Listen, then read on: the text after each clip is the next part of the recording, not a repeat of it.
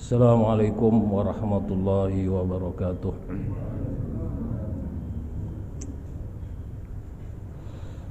Bismillahirrahmanirrahim. Alhamdulillahilladzi awdahu sabilal huda. Ahmaduhu subhanahu alal arsy istawa.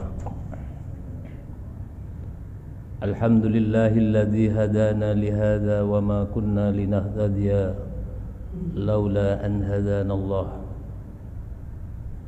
Alhamdulillahi rabbil alamin, al-malikil azimil barrir rahim, alladzi yahdi an-nasa ila siratal mustaqim. Asyhadu an la ilaha illallah wahdahu la syarika lah, wa asyhadu anna sayyidana Muhammadan abduhu wa rasuluh. Allahumma salli wa sallim ala sayyidina Muhammad wa ala alihi wa ashabihi wa man da'a ila Allahi bida'watil Islam wa man tamassaka bisunnati rasulih wa man tabi'ahum bi ihsani ila yaumiddin. Wa qala rabbi ishrah li sadri wa yassir li amri wa hlul 'uqdatam min lisani yafqahu qawli. Amma ba'du. Monggo kita awali tabarukan Fatihah ila hadratin Nabi Mustafa Rasulullah Sayyidina Muhammadin sallallahu alaihi wasallam wa ala alihi wa ashabihi wa azwajihi wa auladihi wa dzurriyyatihi wa ahli baiti ajma'in. Syai'unillahi lahumul Fatihah.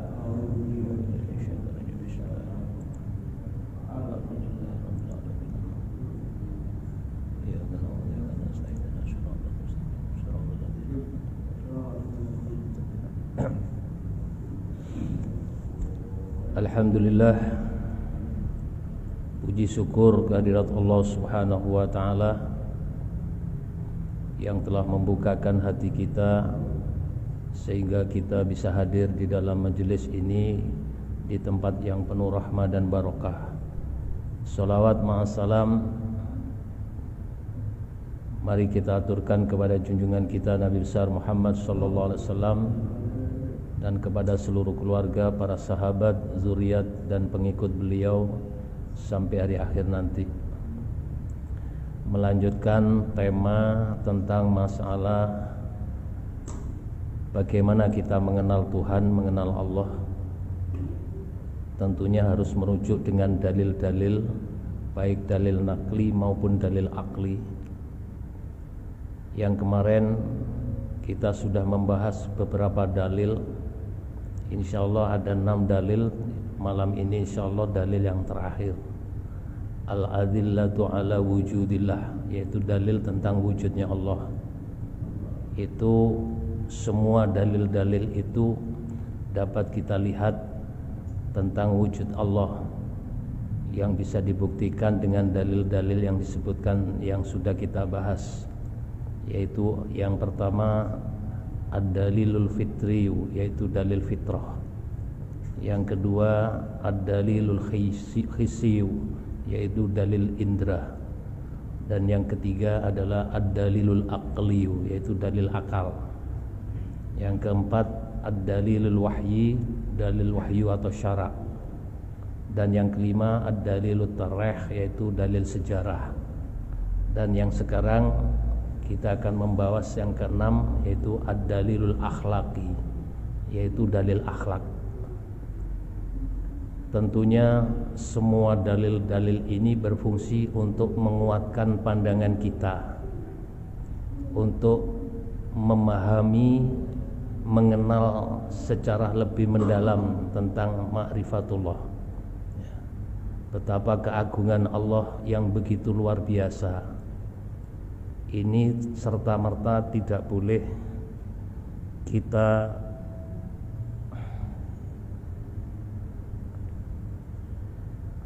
hanya mengandalkan akal saja. Oleh karenanya kita harus memahami secara mendalam tentang keagungan Allah dan menundukkan kita sendiri di hadapan keagungannya. Dan insyaallah ini adalah salah satu cara untuk mencetuskan tauhidullah yang luar biasa. Inilah yang disebut akhlak. Jadi wilayah akhlak ini mencakup seluruh manusia. Manusia di antara kebaikan dan kejahatan itu selalu beriringan. Kalau malaikat itu melakukan satu kebaikan, itu sudah merupakan karakter daripada malaikat. Kalau setan alias iblis itu kebalikan, yaitu karakternya adalah melakukan satu kejahatan. Sedangkan manusia itu diapit di antara keduanya, yaitu kebaikan dan kejahatan. Tentunya melalui ajaran para nabi, khususnya Nabi Muhammad SAW, itu nampak jelas bahwa Islam itu memindahkan manusia dengan langkah-langkah yang panjang menuju kehidupan yang lebih bersinar. Tentunya dengan kemuliaan dan adab. Itu yang disebut oleh Rasulullah Muhammad SAW adalah memanusiakan manusia. Banyak manusia berwujud bentuk manusia tapi berakhlak tidak manusia atau tidak manusiawi. Itulah melalui ajaran para nabi, khususnya Rasulullah Muhammad SAW, adalah memanusiakan manusia. Jadi semua sarana menuju tujuan mulia ini termasuk inti daripada risalah baginda Nabi Muhammad SAW. Sebagaimana Islam juga menganggap bahwa jika ada kerusakan dalam sarana kehidupan manusia, berarti manusia itu termasuk keluar atau menjauhkan diri daripada akhlak. Akhlak ini bukan hanya sekedar simbol kemewahan, tapi benar-benar akan dibentuk, karena ini merupakan satu kebutuhan manusia. Karena akhlak merupakan prinsip hidup yang direstui dan dihormati oleh agama, tentunya insya Allah diridhoi oleh Allah Subhanahu wa ta'ala. Merujuk satu ayat dalam Al-Quran, surat Al-Qalam ayat 4, yang menyebutkan wa innaka la'ala khuluqil azim, ya. Dan sesungguhnya engkau wahai Muhammad berada di atas akhlak yang agung, ya. Para nabi semuanya diutus untuk membentuk akhlak. Sebagaimana ada satu hadis yang menyempurnakan akhlak, innama bu'istu liutammima makarimal akhlak. Kata Nabi, sesungguhnya aku diutus oleh Allah untuk menyempurnakan akhlak yang baik.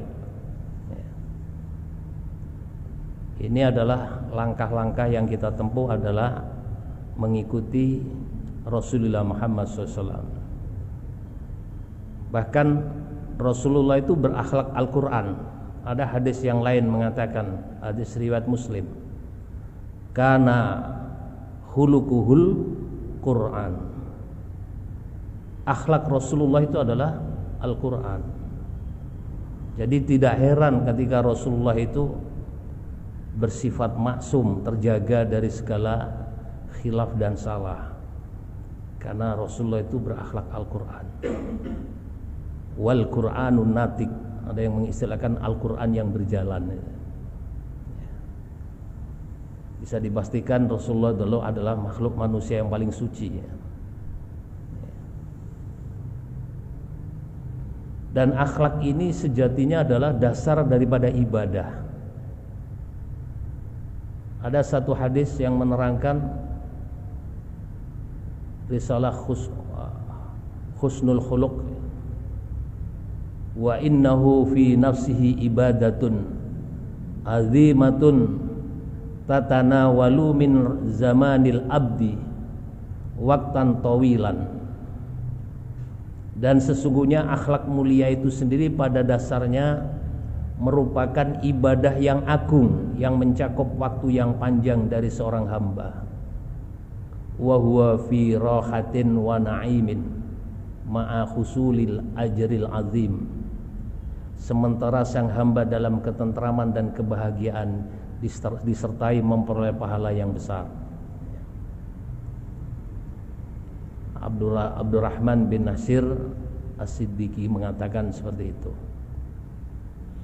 Ini adalah perkataan yang benar adanya. Jika kita sholat, puasa ataupun yang lain, atau melakukan ibadah-ibadah yang lain, kita sadar bahwa kita sedang melakukan amal ibadah. Tapi tatkala kita bergaul dengan manusia dan berakhlak mulia, kita tidak menyadari atau tidak menganggap sebagai ibadah. Padahal ini adalah ibadah yang paling mulia yang akan mendatangkan banyak sekali kemanfaatannya. Akhlak adalah identik dengan ibadah. Salat adalah membentuk akhlakul karimah, merasa diri kita rendah di hadapan Allah khususnya. Begitu pula di saat kita di dalam pergaulan dengan manusia yang lain, pergaulan yang waktu yang panjang. Kalau ibadah mahdhah itu sangat singkat sekali. Justru kita bergaul dengan manusia harus dibentuk dengan akhlak yang mulia, dan itu dinilai pahala yang besar. Banyak ulama-ulama tabi'in menjelaskan tentang akhlak mulia ini. Berikutnya,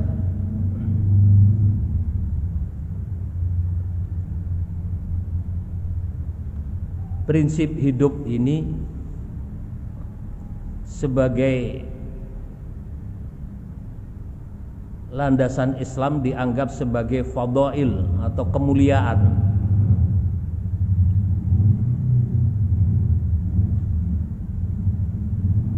Prinsip hidup oleh Islam dianggap sebagai fadhail, kemuliaan.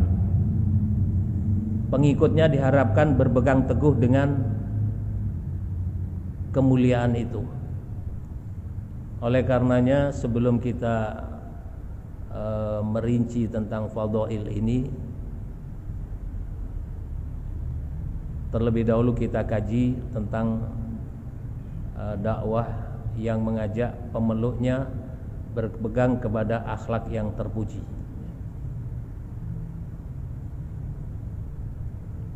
Usamah bin Zuraik meriwayatkan,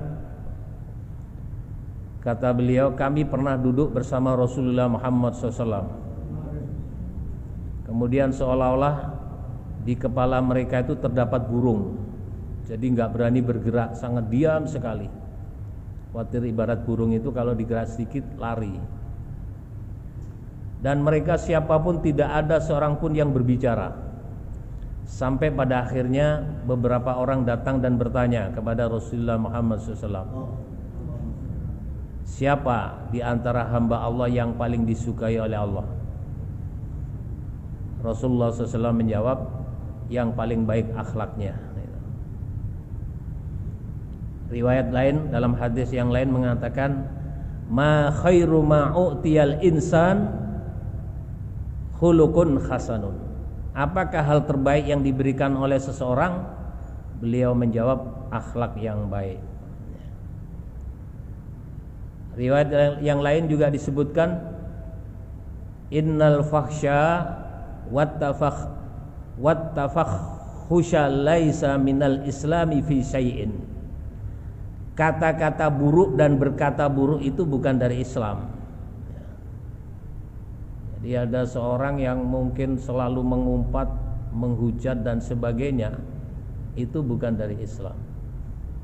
Wa in ahsanan nasu islaman, sebaik-baik keislaman manusia itu adalah ahsanuhum khuluqah, yaitu yang paling baik akhlaknya.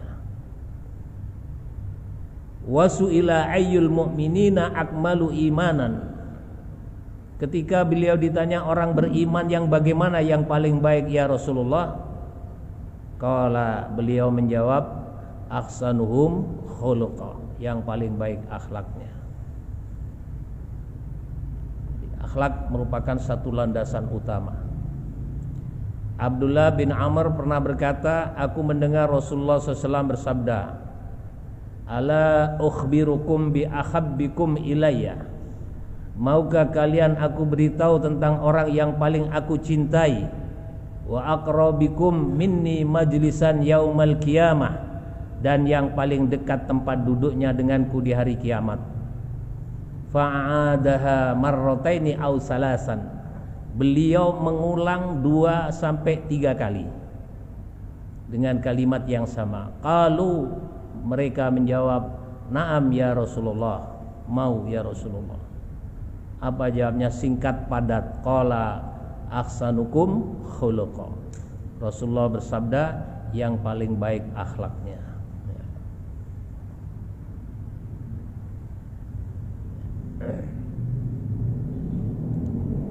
Hadis yang lain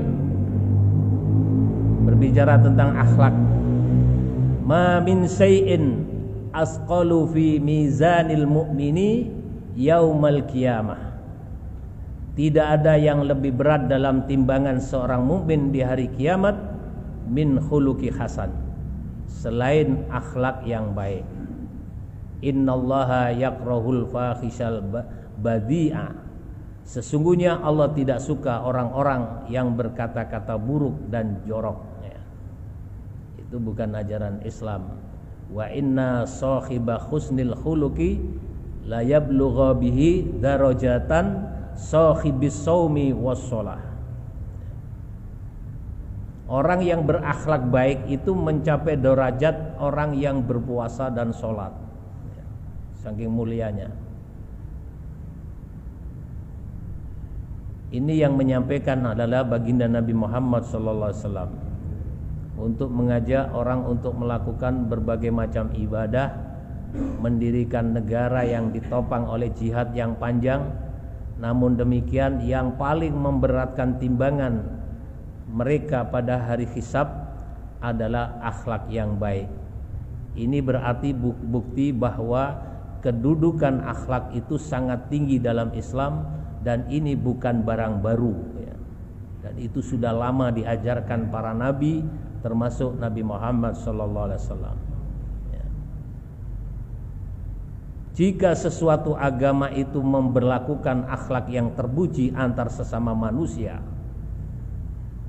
menurut tabiat langit, itu juga sebagai hubungan yang baik antara manusia dengan Tuhannya, yang disebut hablum minan nas wa hablum minallah. Kesemuanya kembali kepada satu hakikat, ya. Walaupun ada beberapa agama yang menjamin bahwa barang siapa memeluk suatu akidah, semua dosanya dihapus, dan melaksanakan satu ketaatan menghapuskan berbagai kesalahan. Ini ada beberapa agama yang mengatakan seperti itu. Akan tetapi Islam tidak demikian. Akidah yang dipeluk oleh seorang hamba adalah proses peredarannya semua amal yang baik dan kewajiban kepada Allah. Sebagaimana dalam Al-Quran, wa ma khalaqtul jinna wal insa illa liya'buduni. Hanya kewajiban kita untuk selalu beribadah kepada Allah. Ketaatan sebagai pencuci kesalahan dan menyiapkan diri kita untuk menggapai kesempurnaan. Artinya tidak ada yang menghapuskan kesalahan selain kebaikan yang kita kerjakan. Amal sebaik apapun tanpa dibentuk dengan akhlak, Islam tidak membenarkan. Jadi Nabi sangat intens sekali di dalam menegaskan prinsip-prinsip keadilan agar betul-betul dipahami seluruh umat manusia dengan baik. Artinya kedudukan akhlak ini yang paling tinggi di hadapan Allah Subhanahu wa ta'ala. Salat nopo mawon pun, sembahyang nopo malih, itu membentuk akhlak. Semakin orang ahli salat akan membentuk rasa tawadhu yang sangat tinggi. Semakin seseorang menjauh dengan sholat, semakin dia. Akhlak inilah yang akan mencapai derajat yang tinggi di hadapan Allah. Ada satu hadis Nabi yang mengatakan, innal abda la yablugha bi husni khuluqihi azima darajatil akhirah. Seorang hamba dengan akhlak yang baik akan mencapai derajat yang sangat agung di akhirat.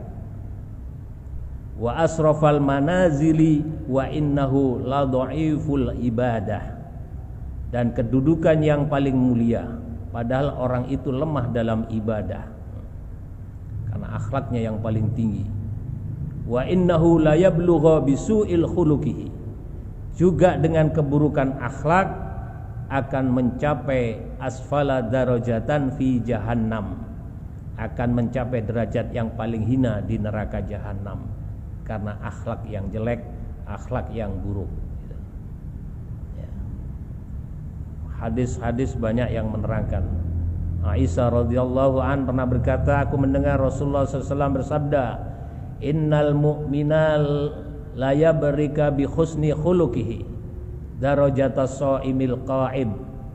Seorang mukmin dengan akhlaknya yang bagus itu akan mencapai derajat orang puasa salat dan salat malam. Derajatnya lebih tinggi.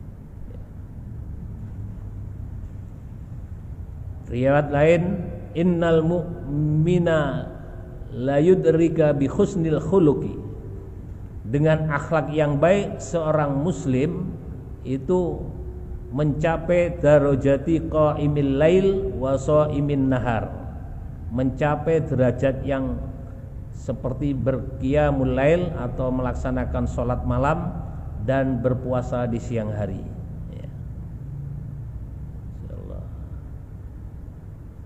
Ini landasannya, akhlak itu penting. Keseimbangan. Ibnu Umar pernah berkata mendengar Rasulullah SAW bersabda, innal muslimal musaddada. Orang muslim yang musaddad atau pas-pasan di dalam ibadah, mungkin melaksanakan kewajibannya saja, ibadah-ibadah nawafilnya, ibadah-ibadah sunnah itu jarang. Itu disebutkan liyudrika darajatan sawamil qawami bi ayatillah. Dia akan mencapai derajat orang ahli puasa dan yang mengamalkan ayat-ayat Allah. Bi husni khuluqihi wa karamihi wa karami tabiatihi. Dengan husnul khuluq dan kebaikan perangainya. Subhanallah. Ini hadisnya ini. Ini berbicara akhlak, Pak. Jadi semakin akhlaknya tinggi itu berarti tanda-tanda semakin mengenal kebesaran Allah. Abu Hurairah meriwayatkan dari Nabi sallallahu alaihi wasallam, karamul mu'mini dinuhu.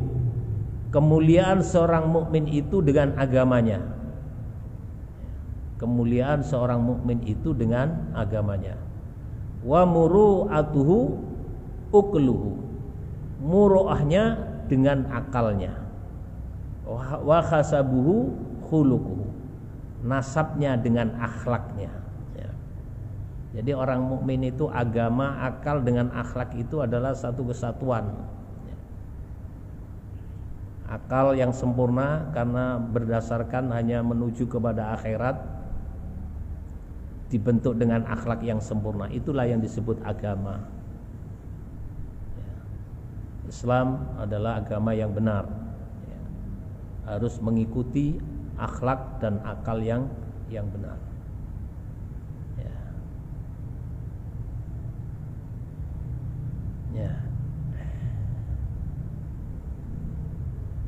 Abu Dar mengatakan, dari Abu Dar dengar Rasulullah SAW, qad aflaha man akhlasa qalbahu lil iman. Beruntunglah orang yang mengikhlaskan hatinya dengan keimanan. wa ja'ala qalbahu saliman, menjadikan hatinya bersih, wa lisanuhu shadiqan, lisannya jujur, wa nafasahu mutmainnah, jiwanya tenang, wa khaliqatahu mustaqimah, akhlaknya yang lurus. Sempurna manusia, itu pembentukan memanusiakan manusia. Jadi husnul khuluq itu dibangun di sebuah masyarakat melalui pengajaran atau perintah dan larangan yang sudah disampaikan oleh Nabi Muhammad SAW.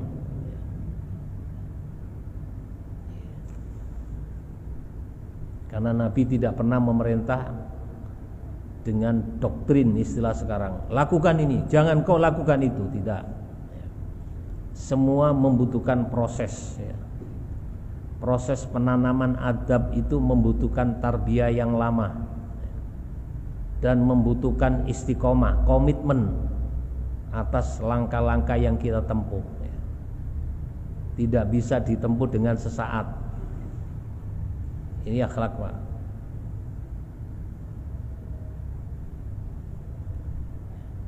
Dan tarbiyah ini tidak akan bisa berjalan dengan baik jika tidak disandarkan dengan uswah hasanah, contoh yang baik.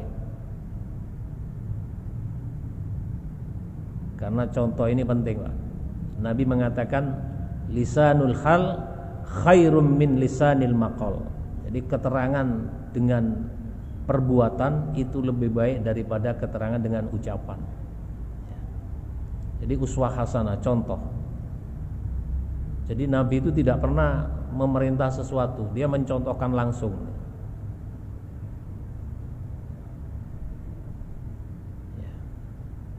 Inilah akhlak daripada Rasulullah Muhammad SAW.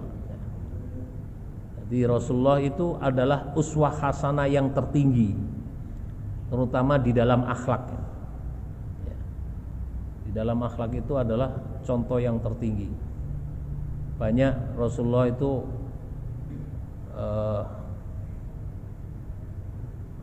dihina, dia dihujat habis-habisan. Banyak contoh-contoh, Pak, akhlak Rasulullah. Satu riwayat, ada seorang memegang tangan Rasulullah, berjabat tangan. Maka tangan itu tidak akan pernah berjalan mengikuti semaunya. Jika ada orang yang datang kepada beliau menjabat tangan, beliau tidak pernah menarik tangannya terlebih dahulu sampai orang itu yang menariknya. Akhlaknya luar biasa. Ketika beliau dipanggil salah satu sahabat, beliau tidak pernah memalingkan mukanya. Selalu dia menghormati siapa yang memanggil itu. Beliau sangat santun, sangat sopan, tidak sombong, dan pemaaf. Itu yang penting, pemaaf. Beliau tidak pernah mengeluh. Tidak pernah mengeluh.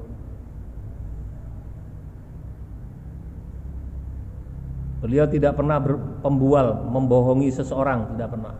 Inna Rasulullahi lam yakun fakhisan wala mutafakhisan. Rasulullah bukanlah seorang pembual dan bukan suka membual. Wa kana yaqulu khiyarukum akhasinukum akhlaqan. Beliau bersabda sebaik-baik kalian adalah yang baik akhlaknya. Beliau tidak pernah mengeluh. Khadamtun nabiyya asara sinin. Aku melayani Nabi selama 10 tahun. Anas berkata, wallahi, sampai mengatakan demi Allah, ma qala li uffin qattu. Demi Allah beliau tidak pernah mengatakan sama sekali. Itu tanda orang yang mengeluh. Wala qala li syai'in lima fa'alta kada. Jika ada masalah beliau juga tidak mengatakan mengapa kamu tidak mengerjakan ini, tidak. Wa halla fa'alta kada, atau ayo lakukan ini. Tidak pernah memerintah seperti itu. Itu akhlak Rasulullah Muhammad SAW.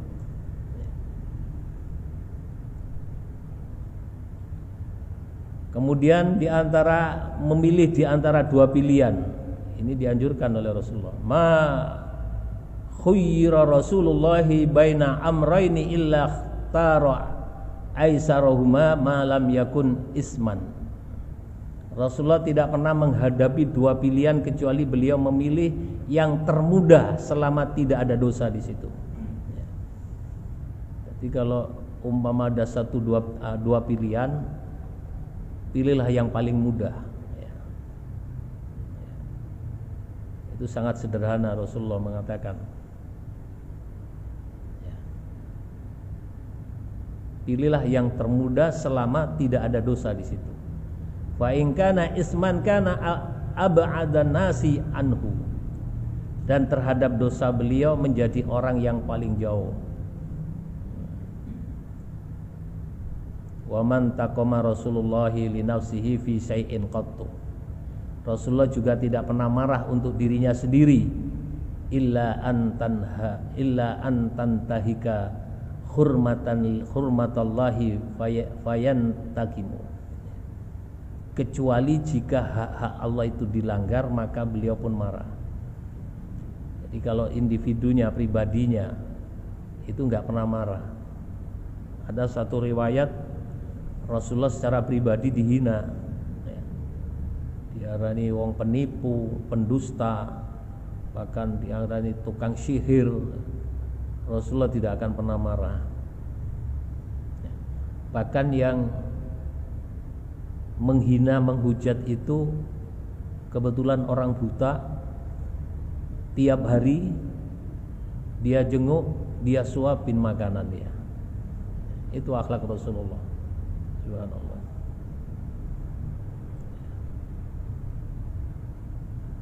Jadi kalau secara pribadi tidak pernah melawan. Itu orang-orang yang mengenal kepada Allah seperti itu. Karena semua yang dipandang, dianggap semua itu adalah ciptaan Allah. Allah yang menciptakannya. Mereka tidak pernah berdiri sendiri. Kalau ayat dalam Al-Quran itu, Allahul ladzi khalaqas samawati wal arda wa ma bainahuma. Jadi Allah menciptakan 7 langit dan bumi, di antara keduanya, antara langit dan bumi. Manusia siapapun, baik maupun yang jelek, taat, maksiat, mukmin, kafir, itu semua adalah ciptaan Allah.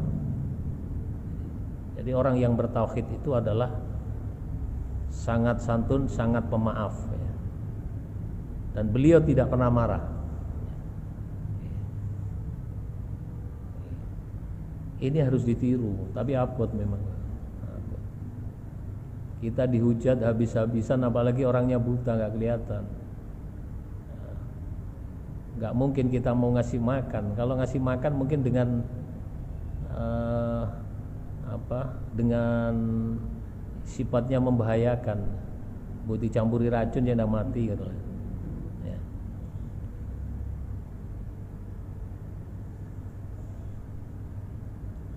Dan Rasulullah ingat, ini sebagai rujukan kita, terutama kepada seorang istri.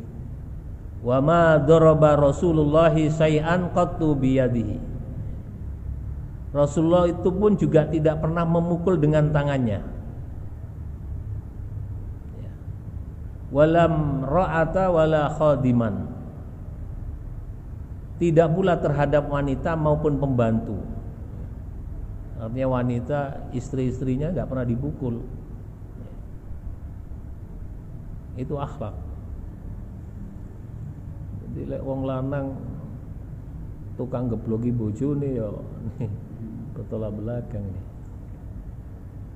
Rasulullah tidak pernah memukul dengan tangannya terhadap wanita maupun pembantunya. Illa an yajahidza fi sabilillah ta'ala. Kecuali jika beliau berjihad di jalan Allah. Perang, beliau terdepan ya. Nah, itu pun mengatasnamakan bukan karena nafsu. Ya. Kalau kita membunuh seseorang walaupun itu musuh kita, dengan nafsu itu gagal kita. Bahkan pernah Sayyidina Ali itu pernah diludahi. Satu diludahi oleh musuh yang mau dibunuh. Mau dibunuh diludahi, gak jadi dibunuh dia. Kenapa? Khawatir di dalam hatinya itu tumbuh rasa nafsu, bukan karena Allah lagi dia. Rasa dendam. Itulah yang disebut nafsu amarah yang tumbuh di situ. Tidak berani, tidak jadi membunuh. Kenapa kau tidak membunuh? Padahal itu sudah seandainya dibunuh saat itu bisa juga. Beliau ingat bahwa di saat itu dia meludahi saya memang marah betul itu. Saya nggak berani bunuh karena saya khawatir di situ adalah nafsu, bukan karena Allah.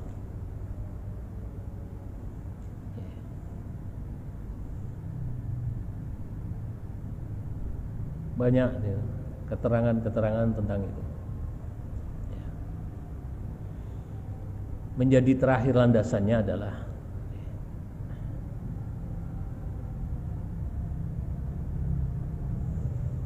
sebagai kesimpulan, karena sudah waktunya Isya,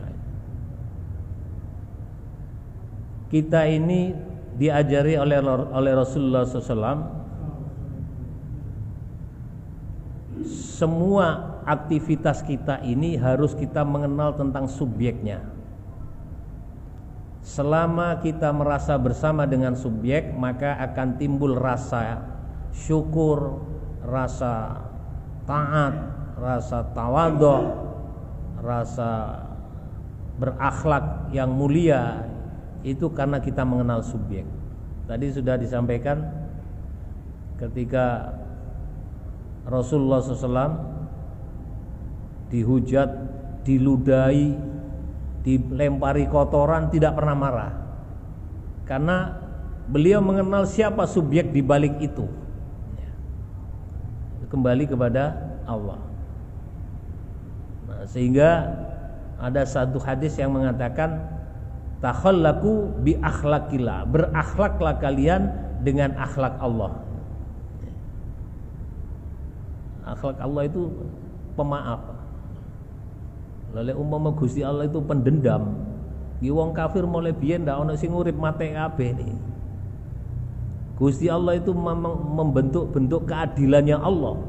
Barangkali hampir 90% manusia musnah dia di dunia ini.